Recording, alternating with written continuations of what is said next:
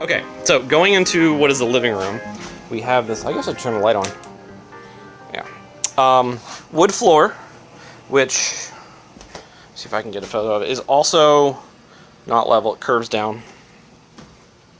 Not original, I don't believe, has been painted. There's obviously discoloration on it from stuff. And then over here, let me flip that back so I don't forget and trip over it. This cutout, see the line comes up right here and then goes diagonal all the way over to under there and then squares off and goes back. So that sort of chopped off square was something. I believe that there was a fireplace back here. Now, the reason I believe that is because behind there, where's my hand there? All that has been recovered up to a certain point, but it's obvious that that was redone much, much later. So I think there might have been like a brick pad here with a small opening for like another fireplace, or maybe this was just a different floor and they had some type of heater or something here to then heat the house. I don't know. The other option, which is possible, is that this is actually originally where the stairs were to get upstairs, under the assumption that the stairs or the upstairs is original, and I'm not sure. I mean, I think the upstairs is. Okay, that was a horrible sentence. Let me try that again. The upstairs definitely existed during the initial construction. However, I don't know if it was rooms. I think it might have just been storage space that was later converted into living space. There's my old sewing machine that I have. It's an old Singer. Model 127, dates to 1892 on that one. And thankfully enough, let me see if I can get out of light, is still completely functional. Definitely needs to be cleaned up. I need a newer drive belt. This one's really loose. But yeah, it works. Let's see, going back over here. So the hearth. Don't know when the hearth was put in. Definitely not original.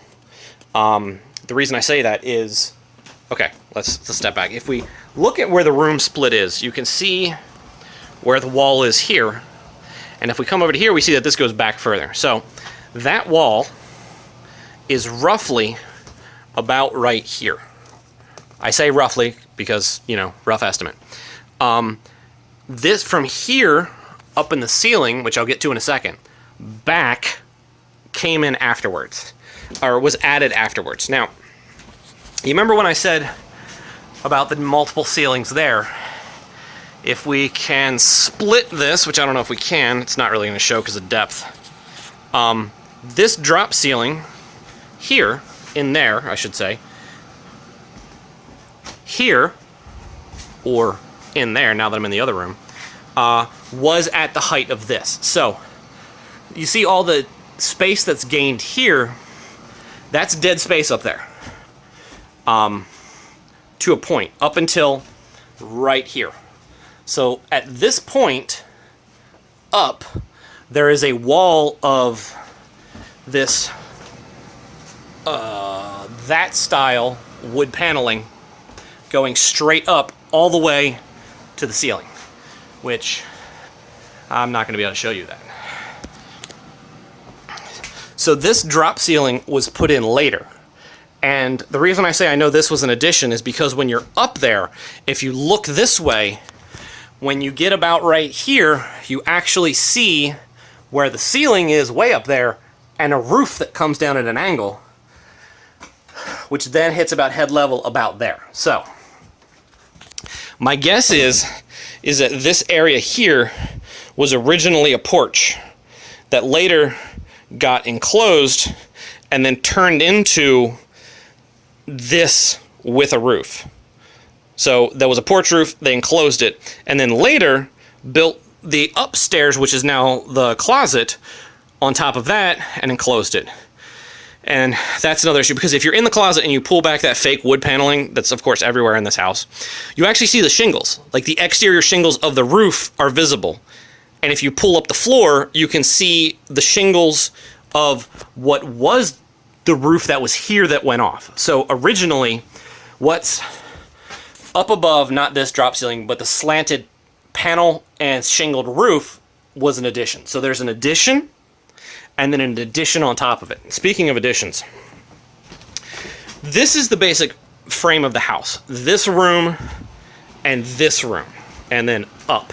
So all of this, the kitchen, and then all of that in there in the bathroom and the pantry is all an addition. This was a porch that was put in, and then later they did the same thing. They're gonna wall it off, and then that became an extended. And then they built, this is a porch, and then later framed around it.